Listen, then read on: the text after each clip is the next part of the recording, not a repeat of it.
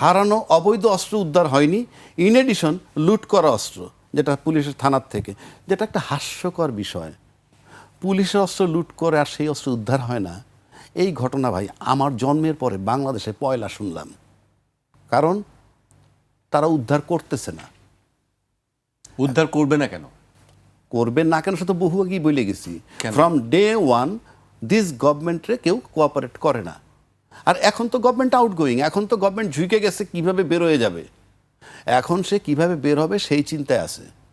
নাইলে স্বরাষ্ট্রমন্ত্রী যখন বলল যে এই অস্ত্রগুলা ব্যবহার হবে না, এই যে যে অস্ত্রগুলা লুট করছে সেই অস্ত্রগুলো ব্যবহার হবে না, তাহলে কি উদ্ধার হয়েছে এবং একটা সেফ কাস্টডিতে রেখে দিছে একটা পরিবেশ বোঝানোর জন্য যে অস্ত্রগুলা বাজারে আছে? এই প্রশ্নগুলো তো আসে। আপনি কী হিসাবে বললেন ওই অস্ত্র ব্যবহার হবে না? আপনি ওই অস্ত্রগুলো চেনেন? এরপরে স্বরাষ্ট্রমন্ত্রী বহাল তবিয়তে আছে, এরপরও রাজনৈতিক দলগুলো বলে না যে ওনার চলে যাওয়া উচিত,